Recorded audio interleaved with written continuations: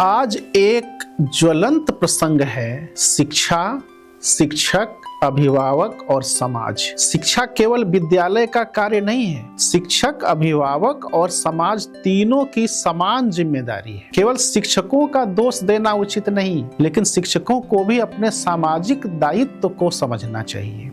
शिक्षा को केवल आजीविका या लाभ कमाने का माध्यम नहीं बनाना चाहिए। शिक्षक का व्यवहार विद्यार्थियों के प्रति सम्मानजनक, प्रेरणादायक और संवेदनशील होना चाहिए। अपमान, तिरस्कार, जातिगत टिप्पणियां, पारिवारिक पृष्ठभूमि का मजाक या शारीरिक दंड विद्यार्थियों के व्यक्तित्व को आहत करते हैं। भय और दंड से पढ़ाई कराना उचित नहीं है। सच्चा शिक्षक वह है जो विद्यार्थियों में ज्ञान की प्यास और सीखने की प्रेरणा जगाए। कठिन परिस्थितियां या शिक्षा व्यवस्था की कमियां शिक्षक को अपने कर्तव्य से विमुख होने का बहाना नहीं बना सकती। शिक्षक का दायित्व है कि वह ज्ञान, अनुशासन, सामाजिक उत्तरदायित्व और सहयोग की भावना का विकास करे। माता पिता की मुख्य जिम्मेदारी है कि वे बच्चों को नैतिक और आध्यात्मिक संस्कार दें।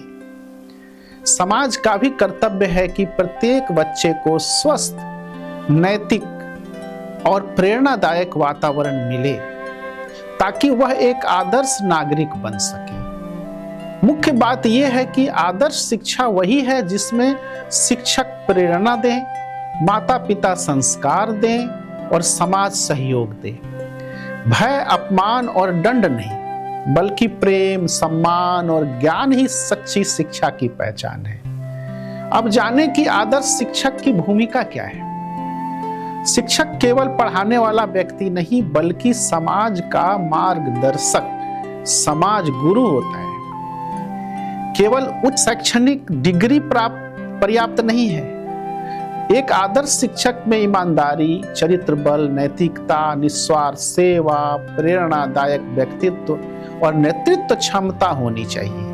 यदि शिक्षक आर्थिक तंगी से जूझते रहेंगे तो उनसे आदर्श समाज निर्माण की अपेक्षा करना उचित नहीं है। इसलिए शिक्षकों को सम्मानजनक वेतन और सामाजिक प्रतिष्ठा मिलनी चाहिए।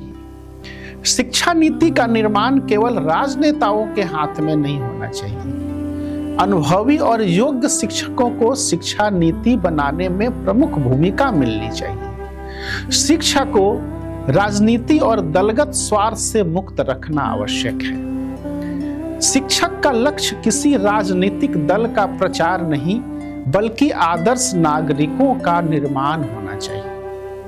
विद्यालयों के शैक्षणिक कार्यों में धन बल या बाहरी प्रभाव का हस्तक्षेप नहीं होना चाहिए। केवल धनवान होने के कारण किसी व्यक्ति को विद्यालय का प्रशासक बना देना शिक्षा की गुणवत्ता को नुकसान पहुंचाता है। यदि शिक्षक पर अनुचित दबाव, भय या हस्तक्षेप होगा तो वह स्वतंत्र और निष्पक्ष रूप से शिक्षा नहीं दे पाएगा। समाज और सरकार का कर्तव्य है कि शिक्षक को ऐसा वातावरण दे जहां वह पूरी निष्ठा और स्वतंत्रता से विद्यार्थियों का सर्वांगीण विकास कर सके। कुल मिलाकर मुख्य बात यह है कि राष्ट्र का भविष्य कक्षा में बनता है। इसलिए शिक्षक का चयन, सम्मान, आर्थिक सुरक्षा और शैक्षणिक स्वतंत्रता, ये चारों एक आदर्श शिक्षा व्यवस्था की आधारशिलाएं हैं।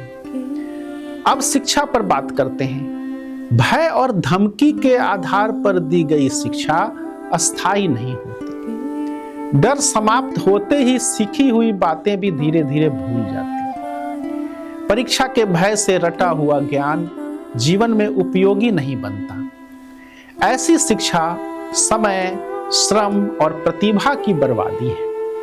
शिक्षा का उद्देश्य केवल परीक्षा पास कराना नहीं, बल्कि शरीर, मन और आदर्शों का समग्र विकास करना होना चाहिए। विद्यार्थियों में ज्ञान की प्यास यानी जिज्ञासा जगाना ही सच्चे शिक्षक का पहला कर्तव्य है। छोटे बच्चों को खेल, कहानियों और रोचक गतिविधियों के माध्यम से पढ़ाना चाहिए। इससे वे इतिहास, भूगोल, नैतिकता और सार्वभौमिक मानवता को सहज रूप में सीखते हैं। किशोरों के मन में भविष्य के सपने और आदर्श विकसित होते हैं, इसलिए उन्हें उच्च आदर्शों और प्रेरणादायक मूल्यों के माध्यम से शिक्षा देनी चाहिए।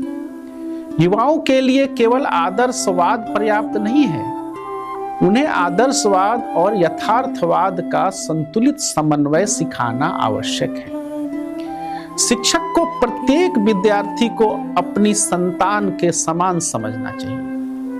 कठोरता, दूरी और भय के स्थान पर प्रेम, स्नेह और आत्मीयता का वातावरण बनाना चाहिए। शिक्षक और विद्यार्थी के बीच मुक्त एवं आत्मीय संवाद ही प्रभावी शिक्षा की आधारशिला है। जहां प्रेम और विश्वास होता है, वहां शिक्षा जीवन निर्माण का साधन बनती है। जहां भय होता है, वहां शिक्षा बोझ बन जाती है। यहाँ मुख्य बातें यह है कि भय नहीं प्रेम, दबाव नहीं प्रेरणा, रटंत नहीं जिज्ञासा, यही आदर्श शिक्षा का मार्ग है। प्रश्न यह है कि शिक्षा व्यवस्था कैसी हो? तो शिक्षा का उद्देश्य केवल राष्ट्रवाद नहीं, बल्कि मानवतावाद, ह्यूमनिज्म होना चाहिए। संकीर्ण राष्ट्रवाद, सांप्रदायिकता और प्रांतीयता बच्चों की स्वतंत्र सोच और विवेक को कमजोर कर देते हैं। विद्यार्थियों को यह नहीं सिखाना चाहिए कि केवल हमारा देश ही श्रेष्ठ है या हमें दूसरों से कुछ सीखने की आवश्यकता नहीं है। ऐसी मानसिकता समाज और मानवता के लिए हानिकारक है। आनंद मार्ग या प्राउड के दृष्टिकोण से समझाना हो तो इसे इस प्रकार कहा जा सकता है, regional in approach but universal in spirit. हमारा कार्य स्थानीय भाषा, संस्कृति, परंपराओं और क्षेत्रीय आवश्यकताओं के अनुरूप होना चाहिए, किंतु हमारी भावना संकीर्ण नहीं बल्कि समस्त मानवता के कल्याण के लिए सार्वभौमिक होनी चाहिए। शिक्षा ऐसी हो जो पूरे विश्व के प्रति सम्मान, सहयोग और विश्व बंधुत्व की भावना विकसित करे। मातृभाषा का सम्मान आवश्यक है, लेकिन विश्व से जुड़ने के लिए एक विश्व भाषा का ज्ञान भी अनिवार्य है। भगवान श्री श्यानंद मूर्ति जी के अनुसार वर्तमान समय में अंग्रेजी इस भूमिका को सबसे प्रभावी ढंग से निभा सकती है। राजनीतिक या धार्मिक कारणों से विद्यार्थियों पर अनेक भाषाओं का अनावश्यक बोझ नहीं डालना चाहिए। प्रारंभिक शिक्षा मुख्यतः मातृभाषा और विश्व भाषा के माध्यम से ही होनी चाहिए। विद्यालय में अन्य भाषाओं को वैकल्पिक ऑप्शनल विषय के रूप में उपलब्ध कराया जा सकता है, ताकि विद्यार्थी अपनी रुचि के अनुसार उन्हें सीख सकें। शिक्षा नीति बनाते समय नेताओं या बड़ों की व्यक्तिगत मान्यताओं से अधिक विद्यार्थियों की आवश्यकताओं और भविष्य को प्राथमिकता दी जानी चाहिए। परीक्षा का उद्देश्य विद्यार्थियों को असफल करना नहीं, बल्कि उनके ज्ञान, समझ और सीखने की जिज्ञासा का मूल्यांकन करना होना चाहिए। परीक्षकों को अनावश्यक कठोरता छोड़कर विद्यार्थियों को की वास्तविक क्षमता और ज्ञान पिपासा को महत्व देना चाहिए। यहाँ मुख्य बातें यह है कि सच्ची शिक्षा वही है जो संकीर्णता से मुक्त होकर मानवता, विश्व बंधुत्व, स्वतंत्र चिंतन और ज्ञान पिपासा का विकास करे। शिक्षा का केंद्र राजनीति नहीं, बल्कि विद्यार्थी का सर्वांगीण विकास होना चाहिए। यहाँ एक प्रश्न यह भी उठता है कि माता पिता की जिम्मेदारियां क्या होनी चाहिए। बच्चे का पहला विद्यालय उसका घर और उसके पहले शिक्षक उसके माता पिता होते हैं। बच्चे के व्यक्तित्व, सोच, भाषा, संस्कार और चरित्र की नींव परिवार में ही पड़ती है। माता पिता का सबसे बड़ा दायित्व है कि वे बच्चे के शारीरिक, मानसिक, नैतिक और आध्यात्मिक विकास का ध्यान रखें। बच्चों को डर, धमकी, भूत प्रेत या झूठ बोलकर नियंत्रित नहीं करना चाहिए। इससे उनके मन में भय और सुरक्षा और झूठ बोलने की प्रवृत्ति विकसित होती है। यदि माता पिता स्वयं झूठ बोलते हैं, आपस में लड़ते हैं, अपशब्दों का प्रयोग करते हैं या बच्चों का अपमान करते हैं, तो बच्चे वही व्यवहार सीखते हैं। घर का वातावरण प्रेम, विश्वास, सत्य, संयम और सम्मान से भरा होना चाहिए, क्योंकि बच्चे सबसे अधिक अपने माता पिता का अनुकरण करते हैं। बच्चों की उचित इच्छाओं का सम्मान करना चाहिए और उनके साथ संवादपूर्ण तथा स्नेहपूर्ण व्यवहार करना चाहिए। आर्थिक कठिनाइयां और व्यस्त जीवन वास्तविक समस्याएं हैं। इनके बावजूद माता पिता को बच्चों के लिए समय, स्नेह और अच्छे संस्कार देने का प्रयास करना चाहिए। बच्चों में उच्च आदर्श, आत्मसंयम, विवेक और मानवता का विकास करना माता पिता का सर्वोच्च कर्तव्य है। यदि माता पिता अपनी जिम्मेदारी नहीं निभाते तो समाज में अनुशासनहीनता, अपराध और असामाजिक प्रवृत्तियां बढ़ सकती हैं। मुख्य बात यहाँ यह है कि बच्चे वही बनते हैं जो वे घर में देखते और अनुभव करते हैं। इसलिए माता पिता का चरित्र, व्यवहार और संस्कार ही बच्चे के उज्जवल भविष्य की सबसे मजबूत नींव है। यहाँ साहित्यकार और समाज के शिक्षक पर भी चर्चा आवश्यक है। साहित्यकार केवल लेखक नहीं बल्कि समाज के शिक्षक होते हैं। वे बच्चों और युवाओं के मन, चरित्र और आदर्शों का निर्माण करते हैं। बच्चों की कल्पना शक्ति बहुत प्रबल होती है, इसलिए उनके लिए ऐसा साहित्य लिखा जाना चाहिए जो रोचक, प्रेरणादायक, नैतिकता और मानवीय मूल्यों से युक्त हो। सस्ता जासूसी साहित्य, हिंसक कहानियां, संकीर्ण राष्ट्रवाद या सांप्रदायिकता फैलाने वाला साहित्य बच्चों की विवेक शक्ति को कमजोर करता है। महान व्यक्तियों की जीवनी सरल, प्रेरक और मानवता के आदर्शों पर आधारित होनी चाहिए, न कि किसी जाति, देश, धर्म या दल विशेष के महिमा मंडन पर आधारित। साहित्य का उद्देश्य किसी विचारधारा या राजनीतिक दल के समर्थक बनाना नहीं बल्कि श्रेष्ठ मानव बनाना होना चाहिए। सोशल मीडिया बच्चों तक ज्ञान, नैतिक शिक्षा और प्रेरणादायक कहानियां पहुंचाने का प्रभावी माध्यम बन सकता है। प्रसारण संस्थाओं को राजनीतिक नियंत्रण से मुक्त रखकर शिक्षाविदों और सांस्कृतिक व्यक्तियों के मार्गदर्शन में चलाया जाना चाहिए। महापुरुषों की जयंती या स्मृति देखें तो समारोह केवल भाषणों तक सीमित न रहे, उनके आदर्शों को व्यवहार में उतारने और विशेषकर बच्चों तक पहुंचाने का प्रयास होना चाहिए।